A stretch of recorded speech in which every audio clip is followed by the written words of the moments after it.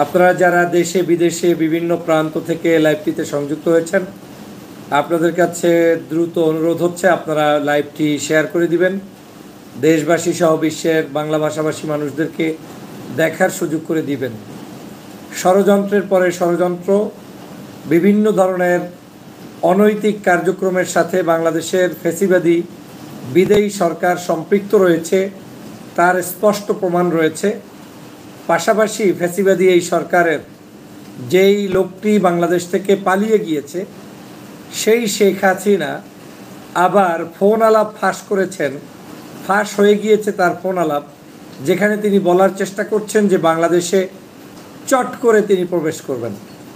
মানে চট করে প্রবেশ করবেন অর্থ হচ্ছে, আপনারা জানেন যেভাবে চোর ডাকাত কোনো জায়গায় পালিয়ে থাকলে হঠাৎ করে ওত পেতে বসে থাকে যে কে কোন জায়গা থেকে নিরাপত্তা রক্ষীরা পালায় কিংবা ঘুমাতে যায় কিংবা কোনো নিরাপদে যায়, তখন চট করে ওই ডাকাত চোর তারা প্রবেশ করে। শেখ হাসিনা আজকের সেই ডাকাত চোরদের মতোই চট করে তিনি ভারতের কোনো এক পার্শ্ববর্তী জায়গায় অবস্থান করছে, যেখান থেকে তিনি বর্ডার থেকে চট করে আপনাদেরকে ফাঁকি দিয়ে, বাংলাদেশকে জনগণকে ফাঁকি দিয়ে বাংলাদেশে আসার দুঃস্বপ্ন দেখছেন। কিন্তু আমি বলতে চাই, শেখ হাসিনাকে বাংলাদেশে আমরা আনতে চাই, বিচার করতে চাই। তার এই গণহত্যার দায়ে তাকে সম্পূর্ণ এই গণহত্যার জন্য দায়ভার নিয়ে সর্বোচ্চ শাস্তি আমরা নিশ্চিত করতে চাই, তাতে কোনো সন্দেহ নাই। কিন্তু আমি একটি চ্যালেঞ্জ দিতে চাই, শেখ হাসিনার তো দূরের কথা, আওয়ামী লীগের কেউ যদি কিংবা তাদের কুশলাভ যারা রয়েছেন কারো পক্ষে যদি আমার এই চ্যালেঞ্জটা নেওয়া সম্ভব হয় যে আপনি শেখ হাসিনা বাংলাদেশে চট করে প্রবেশ করতে হবে না, একদম দিবালোকের মতো আপনি ঢুকে পড়েন, আপনার বুকে কি সাহস আছে আমরা দেখতে চাই।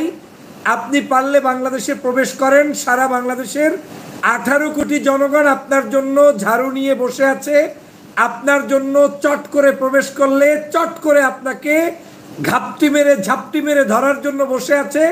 আমি আপনাকে চ্যালেঞ্জ ছুড়ে দিলাম যে আজকের এই শেখ হাসিনা চট করে প্রবেশ যদি করতে পারে, আমার হাতে চুরি বাঁধবো, আমার কানে কানের তা বাঁধবো, আমার নাকে দুল পরবো, কানে কানের দুল পরবো। আমি চ্যালেঞ্জ দিলাম, শেখ হাসিনার যদি মুরাদ থাকে বাংলাদেশে, আপনি একটু চট করে প্রবেশ করেন, কারণ আমরা আপনার অপেক্ষায়, আমরা দেখতে চাই যে চট করে কিভাবে প্রবেশ করা যায়, এবং চট করে প্রবেশ করার কারণে আপনি এই দেশের জনগণের কর্তৃক যে শাস্তিটা 5ই আগস্ট পাওয়ার কথা ছিল, সেইটা আবার জনগণ আপনাকে দেয় কিনা সেটা আমাদের দেখার অপেক্ষায়।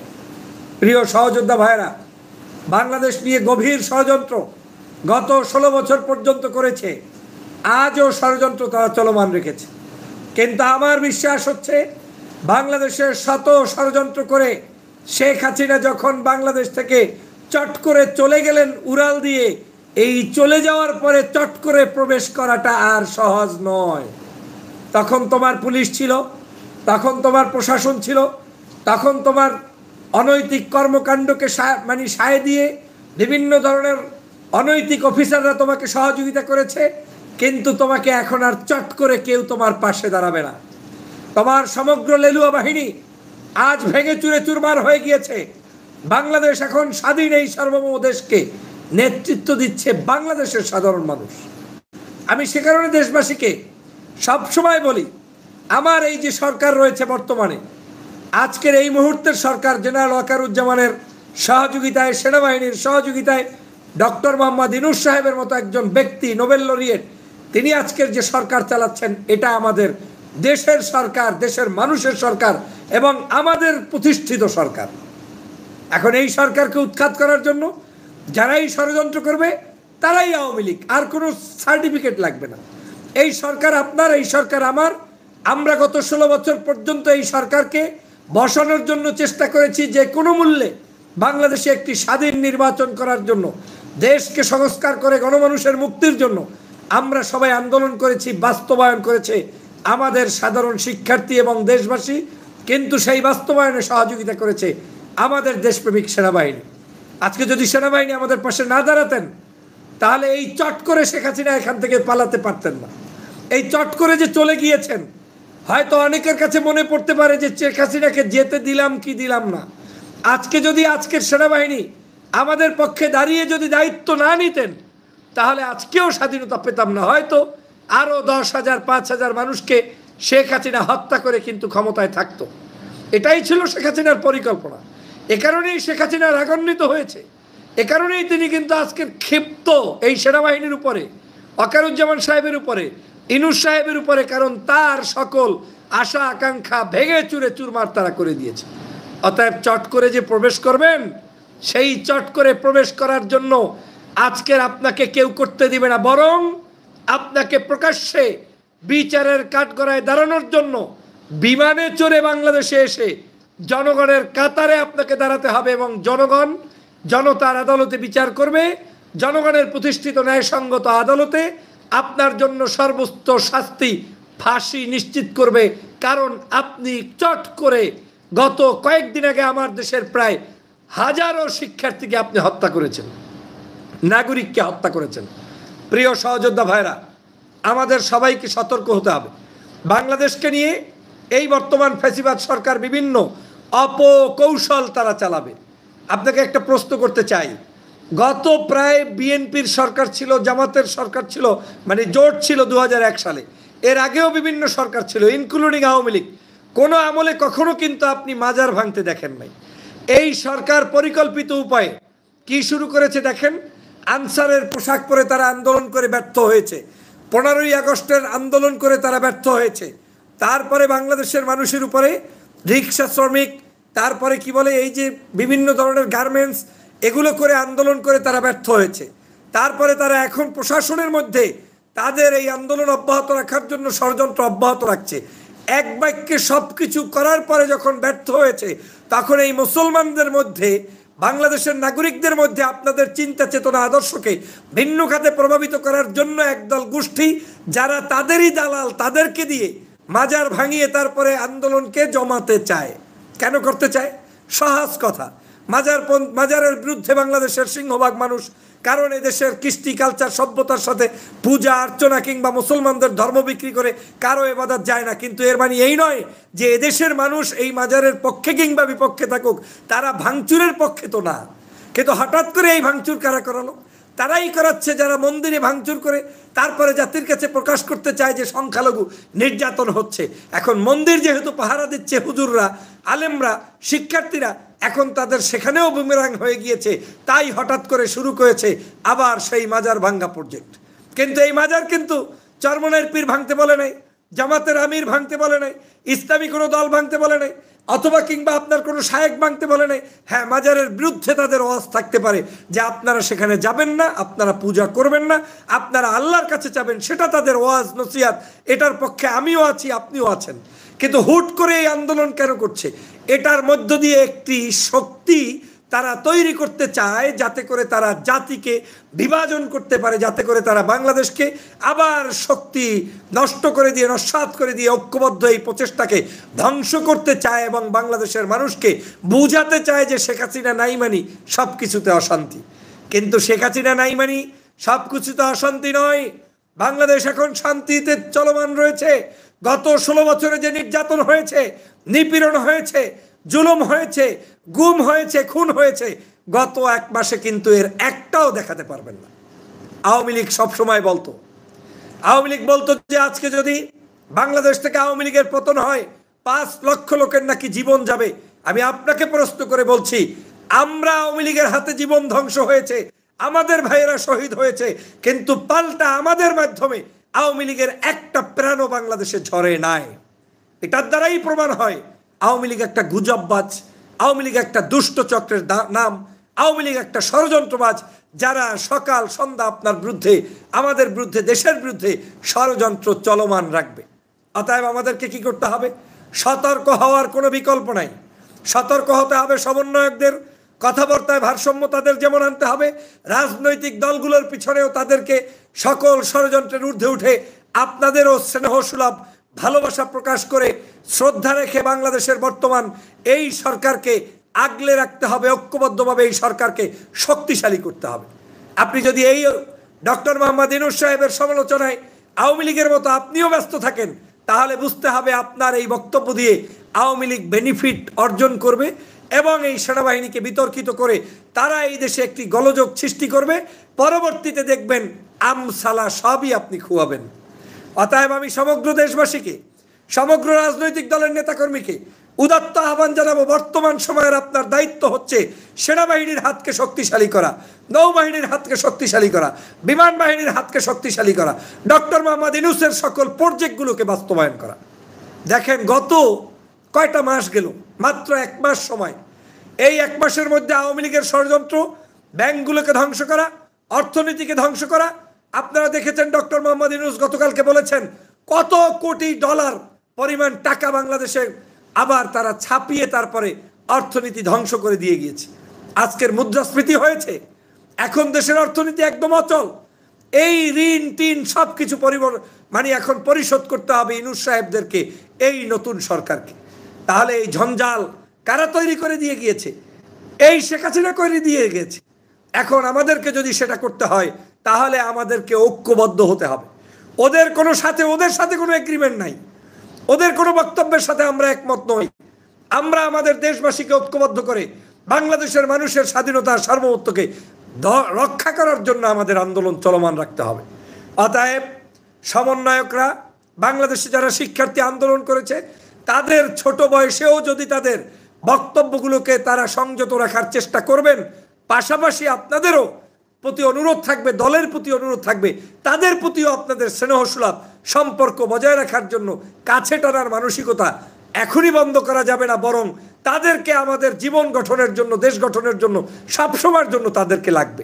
অতএব তাদেরকে শত্রু ভাবার সুযোগ নাই, এই সরকারকে শত্রু ভাবার সুযোগ নাই। এই সরকার আমাদের, এই সরকারকে শত্রু তারাই ভাববে যারা এই সরকারের কারণে পালাতে বাধ্য হয়েছে, গণভবন ছেড়ে, টাকা পয়সা ছেড়ে, আপনার কি বলে এমপি মন্ত্রী তার দলের লোকজনকে ছেড়ে তারপরে হেলিকপ্টারে করে পালিয়ে গিয়েছে। তারাই এই সরকারকে শত্রু মনে করবে। প্রিয় সহযোদ্ধা ভাইরা, অতএব শেখ হাসিনা চট করে যে বাংলাদেশে প্রবেশ করবেন, এই চট করে প্রবেশ করার সাথে বাংলাদেশের কোনো রাজনৈতিক দল থেকে শুরু করে কারো কোনো জায়গায় চট করে তাকে প্রবেশ করতে কেউ দিবে না। আমরা তাকে বাংলাদেশে প্রবেশ করাতে চাই। আমি যেটা শুরুতেই বলেছি আপনাদেরকে লাইভে, যে আমি হাতে চুরি পরে হাঁটবো, রাজনীতি ছেড়ে দিব যদি শেখ হাসিনা আজকে পারে প্রমাণ করতে যে আমি চট করে না, বরঞ্চ আমি বঙ্গবন্ধুর কন্যা।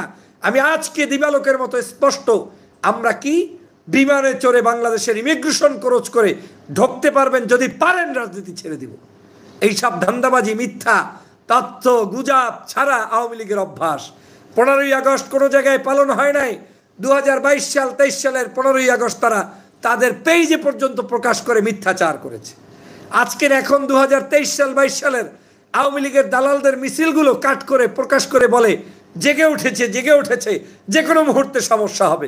ফেসবুকে এইসব বুলি উড়িয়ে লাভ হবে না। বাংলার জনগণ তোমাদেরকে বাংলাদেশ থেকে বিতাড়িত করেছে, এই দেশে তোমাদেরকে ঢুকতে দিবে না। ঢুকতে হলে ফাঁসির রশি নিয়েই তোমাকে ঢুকতে হবে। অতএব আমাদের যারা বাংলাদেশের বিভিন্ন জায়গায় বিরোধী আন্দোলন করে এতদিন পর্যন্ত নির্যাতনের শিকার হয়েছেন, আপনাদেরকে সংযত হতে হবে, ধৈর্য ধরতে হবে, কথা বলতে হবে। সবচাইতে বেশি ধৈর্য ধরতে হবে তাদেরকে, যারা সবচাইতে বড় রাজনৈতিক দল। কারণ আপনি যদি ধৈর্য না ধরেন তাহলে এই বাংলাদেশের বর্তমান আওয়ামী লীগের ফ্যাসিবাদী চক্রটি আবার তলে তলে ষড়যন্ত্র করে কিন্তু এই সরকারকে দুর্বল করার চেষ্টা করবে এবং একটা পর্যায়ে গিয়ে তারা আবার এই দেশে প্রবেশ করার চেষ্টা অব্যাহত রাখবে। আমি যে কারণে সবসময় বলি, আমাদের মধ্যে ঐক্যের বিকল্প নাই। রাজনীতিতে ঐক্য ছাড়া রাজনীতি হবে না। আপনার সাথে জামাত, বিএনপি, হেফাজত, চরমোনাই আদর্শিক দ্বন্দ্ব থাকতে পারে, কিন্তু দেশ গঠনের জন্য এখন এই মুহূর্তে প্রত্যেকের উচিত যার যার জায়গা থেকে ডক্টর মোহাম্মদ ইউনূসকে এবং এই সরকারকে সহযোগিতা করা। আমি কেন তাদের পক্ষে কথা বলছি? আমি বাস্তবসম্মত কথার বাইরে কথা বলতে চাই না। আমি আবেগে আপনাকে নাচিয়ে দিলাম, এই করলাম সেই করলাম, আপনাকে উস্কে দিলাম, তাতে তো লাভ নেই। আপনি যখন বলছেন বাংলাদেশের এই জিনিসগুলোর এখনো পরিবর্তন হয় না, তখনও পরিবর্তন হয় না, আপনি একটু নিজে ভেবে দেখেন। 16 বছরের বাংলাদেশের যা কিছু করেছে সব আওয়ামী লীগ। এটাকে যে পরিকল্পনার ভিত্তিতে ওয়াকারুজ্জামান করছে, এটাই সুষ্ঠু পরিকল্পনা, এর বিকল্প কিছু নাই। তাহলে আপনি টিকতে পারবেন না। ধীরে ধীরে প্রত্যেকটি সেক্টর থেকে আজকের পরিবর্তন করা হবে। হ্যালো প্রিয় সহযোদ্ধা ভাইরা, আপনারা সে কারণে আপনাদের প্রতি আমার উদাত্ত আহ্বান থাকবে যে আপনারা সবাই মিলে আমাদের এই সরকারকে সহযোগিতা করতে হবে। এই সরকারের সকল প্রকার সহযোগিতা আমরা অব্যাহত রাখব এবং তাদের এই কর্মকাণ্ডগুলো আপনাকে অনুধাবন করে তারপরে পথ চলতে হবে। আপনাকে ধীরে ধীরে করতে হবে, সময় নিয়ে করতে হবে। আপনি এখনই যা কিছু চাচ্ছেন চাইতে পারেন, কিন্তু চাইতে গিয়ে এমন কোনো আচরণ করা শুরু করা যাবে না যেই আচরণে আপনি ডক্টর মোহাম্মদ ইউনূস কিংবা জেনারেল ওয়াকারুজ্জামানের মতো দেশপ্রেমিক মানুষকেও দোষী সাব্যস্ত করেন। এত বছর পর্যন্ত আমরা কিছু করতে পারি নাই। আমাদের সবচেয়ে বড় অর্জন সেটাই যে আজকের বাংলাদেশকে স্বাধীন করতে পেরেছি। এখন কাদের মাধ্যমে পেরেছি? তাদেরকে আমাদের আগলে রাখতে হবে, তাদের পাশে আমাদেরকে দাঁড়াতে হবে। আপনাদের অনেকেই দেখবেন অনলাইনে ভিডিও, বিভিন্ন জায়গায় উস্কানিমূলক বক্তব্য, আজকে এটা হবে, কালকে এটা হবে, এখন এটা করা হচ্ছে না কেন, এখনই এটা করতে হবে। আমি মনে করি এই বক্তব্যগুলো সংশোধনের উদ্দেশ্যে দিলে অবশ্যই সেটা গ্রহণীয়, কিন্তু আপনি ভাবতে হবে যে আপনার এত দাবি দেওয়া একসাথে করা সম্ভব না। বাংলাদেশের এই সরকার দায়িত্ব নিয়েছে মাত্র 1 মাস। এই 1 মাসের মধ্যে বাংলাদেশের সবচাইতে কঠিনতম পরিস্থিতি তাদেরকে শিকার হতে হয়েছে। তার মধ্যে অন্যতম পরিস্থিতি কি? সেটা হচ্ছে বন্যার্ত যে একটি বন্যা হয়েছে ফেনীতে। এই বন্যা থেকে মানুষকে মুক্তি পাওয়ার জন্য লড়াই ছিল।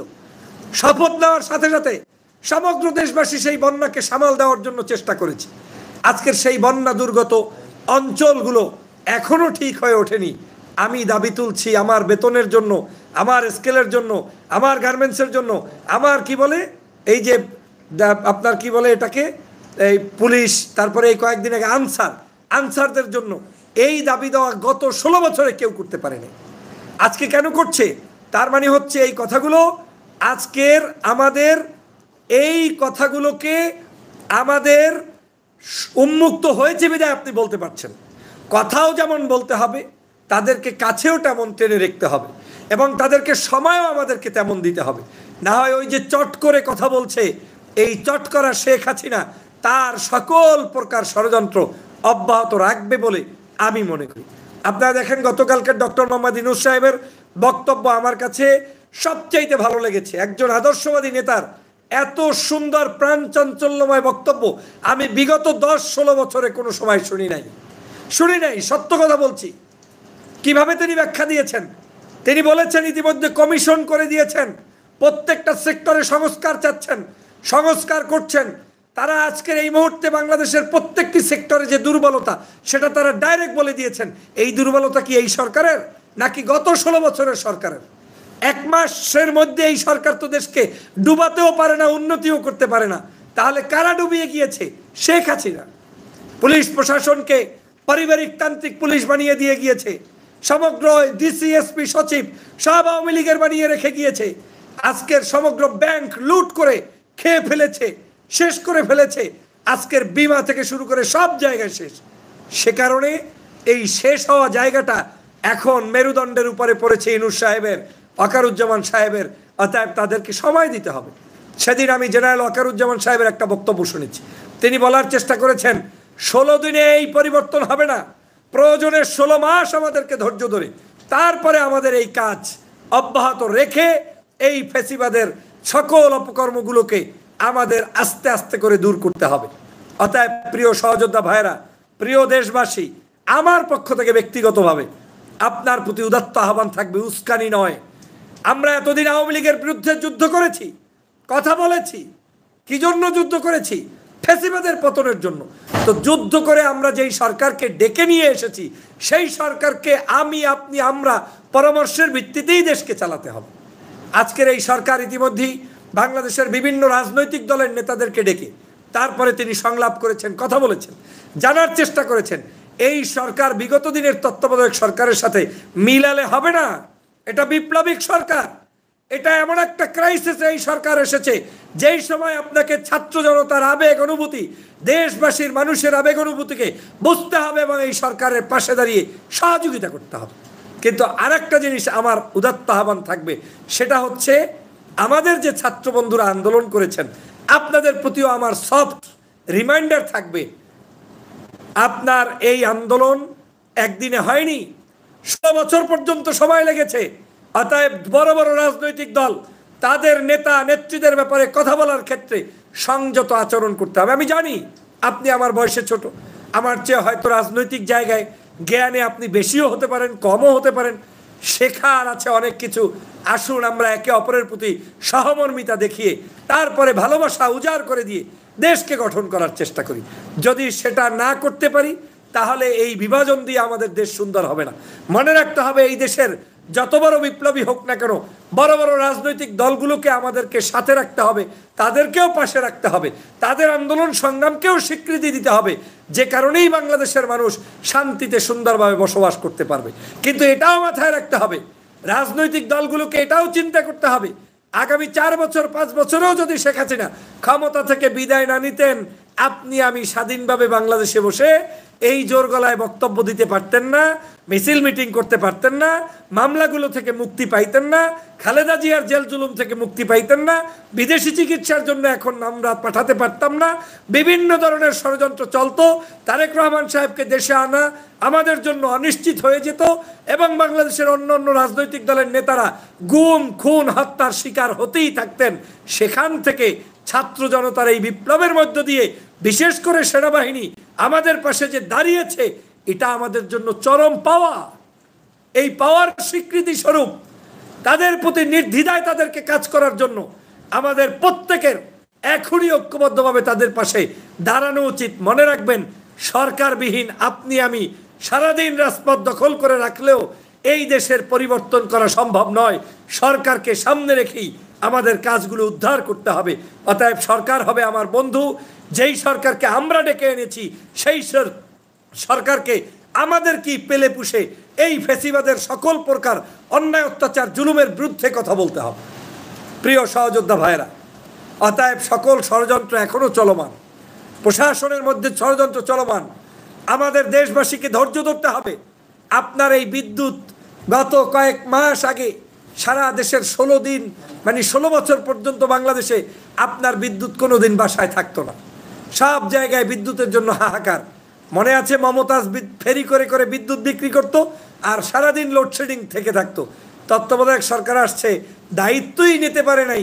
এর মধ্যে যদি আপনার একটু বিদ্যুতে বিভ্রাট হয়, বন্যার কারণে বিভিন্ন অর্থনৈতিক সমস্যার কারণে আপনার যদি একটু সমস্যা হয়, রাস্তাঘাটে যদি একটু জ্যাম লাগে, তাতেই যদি আপনার রুচির পরিবর্তন হয়ে যায়, তাহলে ভাবতে হবে আপনার মাধ্যমে বাংলাদেশের স্বাধীনতা রক্ষা করা সম্ভব নয়। এটা যুদ্ধ ছিল, যুদ্ধ পরবর্তী একটি দেশ গঠন করতে হলে অনেক ধৈর্য, অনেক ঐক্যবদ্ধতা থাকতে হয়। আমাদের এত তাড়াহুড়া করলে হবে না, আমাদের সবাইকে ঐক্যবদ্ধ হতে হবে। এই যুদ্ধ থেকে বাংলাদেশ মাত্র স্বাধীন হয়েছে। যুদ্ধ হতো একটি দেশের চরিত্র থাকে, মানুষ কিন্তু সেখানে কিন্তু ঘুমাইতে পারে না, শান্তিতে থাকতে পারে না, খেতে পারে না, দুর্ভিক্ষ লাগে, বিভিন্ন ষড়যন্ত্র থাকে। সেই যুদ্ধ হতো একটি বাংলাদেশ এখন চলছে। অতএব এই যুদ্ধ হতো বাংলাদেশে ডক্টর মোহাম্মদ ইউনূসের মতো একজন নোবেল লরিয়েটকে আমরা পেয়েছি। আমি এটা ব্যক্তিগত মতামত, আমি কারো তোয়াক্কা করে কথা বলি না, কোনোদিন বলি না, আজও বলছি না। আমি যা আমার চিন্তায় আমার দর্শনে অনুভব করছি সেটাই বলছি। কারণ এই ডক্টর মোহাম্মদ ইউনূস আত্মমর্যাদাশীল একজন ব্যক্তি। তারা কখনোই আপনার আমার উপরে চেপে বসা সরকার হবে না। তারা জনগণের অনুভূতিকে যতটুকু সময় দরকার সেই সময় নিয়ে কাজ করবেন।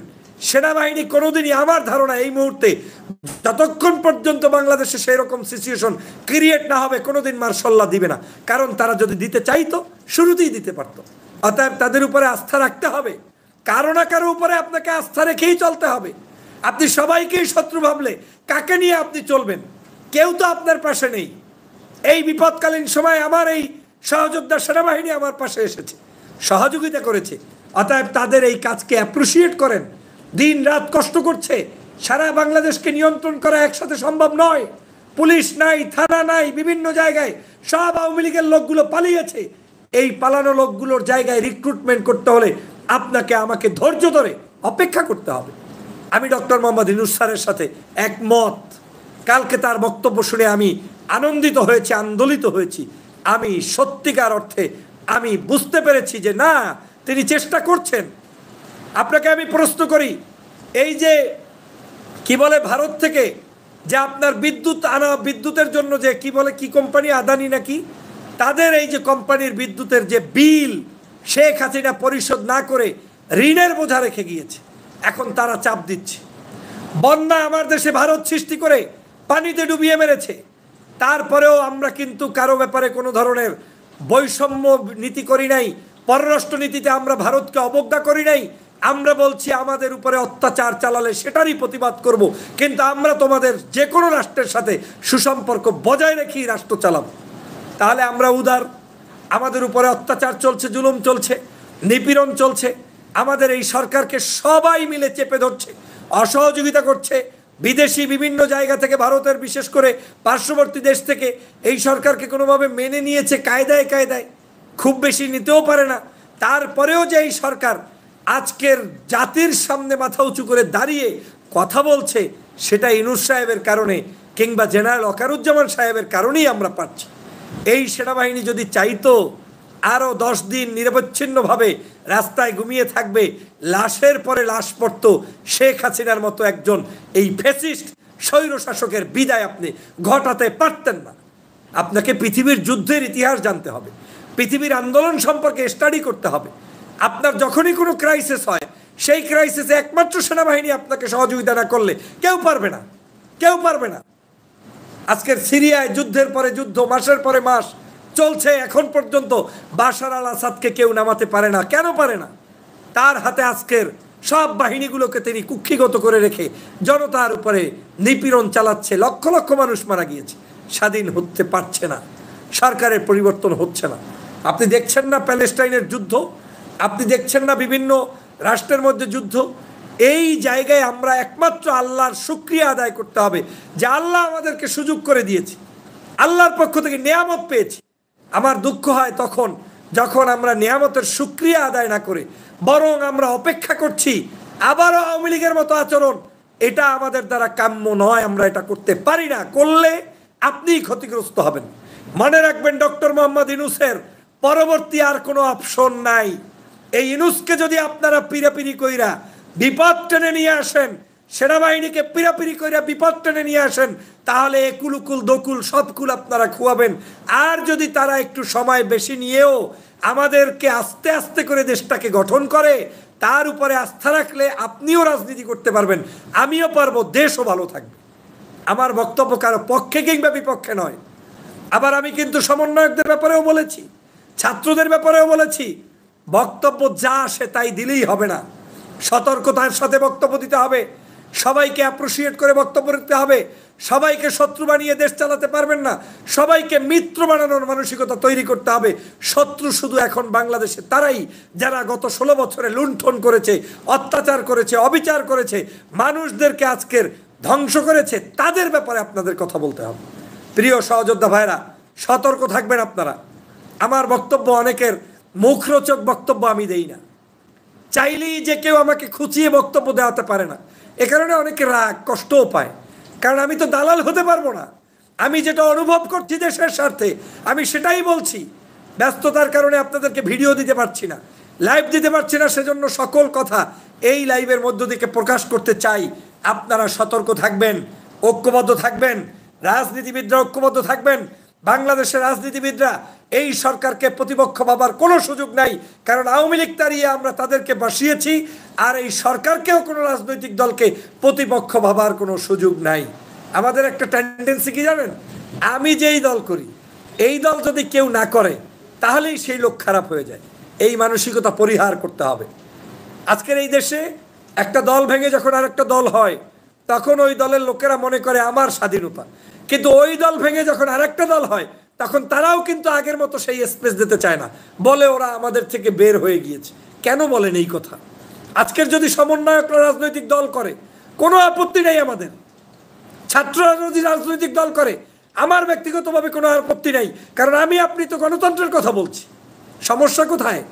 যাদের সমস্যা বুঝতে হবে তারা স্বৈরতান্ত্রিক মানসিকতা লালন করেন, তারা যে দলের ছদ্মবেশেই থাকেন না কেন, আর যাই হোক আপনি দেশপ্রেমিক না। অতএব আসুন, সবাইকে ছাড় দিতে হবে, ছোট্ট ছোট্ট ছাড় দিতে হবে। এমন কোনো ছাড় নয় যাতে আপনার ক্ষতি হয়ে যাবে, এমন কোনো ছাড় নয় যাতে আপনার জেলে যাওয়া লাগবে, এমন কোনো ছাড় নয় যাতে আপনার ফাঁসি হবে না। আমি বলছি সামান্য ছাড় দিতে হবে। কি? যা কিছু পাইলেই সমালোচনা করা যাবে না। আপনি এটাকে ইসলামী রাষ্ট্র ভাবলে তো হবে না। এইটা আজকের খেলাফতি রাষ্ট্র তো হয়ে যায় নাই। আরে একদল বের হয়েছে এখন বাইতুল মুকাররমের সামনে ঘন ঘন মিছিল করে, আর মনে করে যেন এই দেশটাকে একেবারে তার মতো বানাই ফেলবে। এত সহজ নয়। এই সব শায়েক আব্দুর রহমান আওয়ামী লীগের তৈরি। এই দেশে আর শায়েক টায়েক আহমদ মানে কি বলে ওই যে আব্দুর রহমান তৈরি করা যাবে না। এই দেশে কোনো জঙ্গিবাদের স্থান হবে না। এদেশ উদার গণতান্ত্রিক মুসলিম কান্ট্রি। আমাদেরকে রাজনৈতিক সচেতনতা অর্জন করতে হবে। যদি সেটা না করেন তাহলে আদর্শপন্থী রাজনৈতিক দল যারা আছে তাদেরকে আজকের বিক্রি করে বিদেশিদের কাছে জঙ্গি হিসাবে উপস্থাপন করবে আপনার ছায়াতলে এসেই। আপনাদেরকে সেজন্য সতর্ক হতে হবে। কোনো জামাত ইসলাম বলে নাই বাংলাদেশের মাজার ভাঙ্গেন, পীর সাহেবের দরগা দখল করেন, মাদ্রাসার শিক্ষককে নামিয়ে দেন। কোনো চরমনের পীর বলে নাই, হেফাজত বলে নাই, বড় বড় রাজনৈতিক দল বলে নাই। কিন্তু কারাই মাজার ভাঙছে, আবার কারাই মাজারের পক্ষে দাঁড়িয়ে বক্তব্য দিয়ে বিশৃঙ্খলা সৃষ্টি করছে। এটাকে বুঝতে হবে। তার মানে এটা মাজার নয়, এই ইস্যুটা হচ্ছে শেখ হাসিনার তৈরিকৃত ইস্যু, মন্দিরের মতো ইস্যু, যাতে করে এটা দিয়ে আপনার মাথায় কাঁঠাল ভাঙতে পারে। অতএব তালে নাচা যাবে না। মাজারের পক্ষে থাকেন আর বিপক্ষে থাকেন, এখন প্রয়োজনে পাহারা দিয়ে রাখতে হবে। তারপরেও এই দেশে বিশৃঙ্খলা তৈরি করার কোনো সুযোগ শেখ হাসিনাকে দেয়া যাবে না। অতএব যারা শর্টকাট ইসলাম মনে করেন, দাওয়াত নাই, কাজ নাই, মানুষের মানসিকতার পরিবর্তনের খবর নাই, এমনি এমনি জিন্দাবাদ দিয়ে আপনি রাষ্ট্রধর্ম বানাইবেন, এত সহজ না। এই মাজার ভাঙার আগে মাজারের ক্ষতিকর দিকগুলো জাতির কাছে প্রকাশ করেন, সেমিনার করেন, সিম্পোজিয়াম করেন, ধর্মভিত্তিক ইসলামিক চর্চা করেন, বিভিন্ন জায়গায় শিক্ষা প্রতিষ্ঠানগুলোকে সঠিক জ্ঞান দিন। আর সব মাজারই তো আপনার ভাঙার প্রয়োজন নাই। এগুলো কারা করছে? এগুলো একটি কুচক্রী মহল করছে। এটা সরাসরি পার্শ্ববর্তী দেশের ইন্ধনে হচ্ছে। মাথায় রাখতে হবে। আজকে যারা এত বড় আন্দোলন করেছে ছাত্ররা, তাদের বিরুদ্ধে যারা কথা বলবে বুঝতে হবে এটাও ষড়যন্ত্র।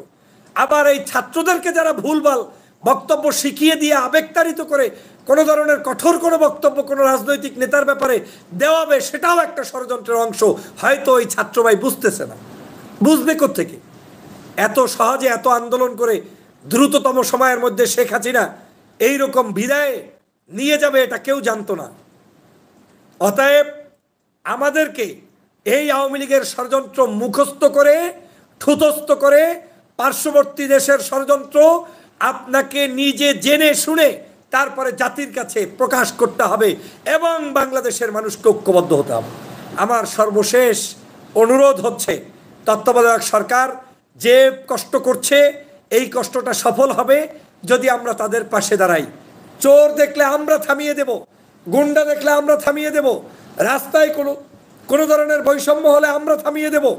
আমরা আইনের প্রতি শ্রদ্ধাশীল হয়ে কারো ব্যাপারে কোনো অন্যায় আচরণ দেখলে তাদেরকে জেলে কিংবা বিচারের কাঠগড়ায় দাঁড় করাবো। আমরা কাউকে মেরে পিটে ধ্বংস করব না, আমরা কারো উপর আক্রমণ করব না। আমাদেরকে ধৈর্য ধরতে হবে। সকল বিজয়ের পরে একটা বড় সমস্যা পৃথিবীতে বিরাজমান থাকে, তা হচ্ছে ধৈর্য সমস্যা। ধৈর্য কেউ রাখতে পারে না। আর ধৈর্য যখন থাকে না তখনই সেই বিজয়ের স্বাদ সবাই গ্রহণ করতে পারে না। অতএব যারা ভিডিও বানান, কন্টেন্ট ক্রিয়েট করেন, এই করেন সেই করেন, সকালবেলা জেনারেল ওয়াকারুজ্জামান খারাপ, বিকালবেলা জামাতের আমির খারাপ, সন্ধ্যাবেলা আপনার ওই কি বলে আপনার এই ডক্টর মোহাম্মদ ইউনূস খারাপ, ভালোটাকে বলেন, ভালোটাকে বাংলাদেশের এইগুলা নিয়েই আমাকে চলতে হবে। আমরা সবাই মিলে দেশ গঠন করব। আসেন নিজ দায়িত্বে দেশের জন্য কিছু কাজ করুন। আপনি নিজেকে প্রশ্ন করুন, এত বড় একটা যুদ্ধ বিধ্বস্ত দেশ গঠনের জন্য আপনি কি সংস্কার করেছেন? আপনার প্রতিষ্ঠানকে আপনি নিয়ন্ত্রণ করুন, আপনার ব্যবসাকে আপনি নিয়ন্ত্রণ করুন, আপনার এই বর্তমান সময়ের যতগুলো অসঙ্গতি আছে সেগুলো আপনি বিগত 16 বছর এক পাশে রাখুন আর গত 1 মাস রাখুন। দেখবেন আয়নার মতো পরিষ্কার বাংলাদেশটা মনে হবে ওই 16 বছরের তুলনায় 1000 কোটি গুণ ভালো আছে এখনো। অতএব এই বাংলাদেশকে আপনার আমাদেরকে রক্ষা করতে হবে। আমি সবাইকে সুউদাত্ত আহ্বান জানাই, সকল রাজনৈতিক নেতাদের মধ্যে ঐক্য থাকতে হবে এবং এই সরকারকে যথোপযুক্ত সময় দিয়ে একটি গণতান্ত্রিক প্রক্রিয়ার নির্বাচন সম্পন্ন করে দেশকে সুন্দরভাবে এগিয়ে নিয়ে যেতে হবে, সেই প্রত্যাশা ব্যক্ত করছি। সবাই যারা এতক্ষণ লাইভে ছিলেন আপনাদেরকে অনুরোধ করছি লাইভটি শেয়ার করে দিবেন, ইউটিউবে সাবস্ক্রাইব করে নেবেন। আবারও সময় পেলে ভিন্ন বিষয় আপনাদের সামনে উপস্থিত হব। আপনারা সবাই মিলে সেই জায়গায় উপস্থিত থাকবেন। ভালো থাকবেন, সুস্থ থাকবেন। আমি আজকের থেকে আমার কোনো ফ্যান ফলোয়ার কাউকে কোনো অন্যায় অসঙ্গতি দেখলে তার প্রতিবাদ করবেন, কিন্তু কোনো আইন নিজের হাতে তুলে নেবেন না। দুষ্কৃতিকারীদের চিহ্নিত করবেন, যারাই যেখানে ছদ্মবেশে বিভিন্ন ধরনের ষড়যন্ত্র করবে তাদের বিরুদ্ধে সোচ্চার হবেন। এই দেশ বিভিন্ন শিক্ষক, সুধী, সাহিত্যিক, কবি, গানওয়ালা, রিক্সাওয়ালা সবাইকে নিয়ে চালাতে হবে। আমি আমার লাইভগুলোতে এই স্বাধীনতার আগেও বলেছিলাম এই দেশ কোনো একরোখা একজন দিয়ে চলবে না। অতএব কেউ কাউকে মাইনাস করার চিন্তা না কইরা আসেন কেমনে প্লাস করবেন, আসেন কেমনে দেশ গঠন করবেন, আসেন কেমনে ভালো চিন্তা করবেন, তাহলেই দেশটা ভালো থাকবে। আল্লাহ হাফেজ। আসসালামু আলাইকুম ওয়া রাহমাতুল্লাহি ওয়া বারাকাতুহু।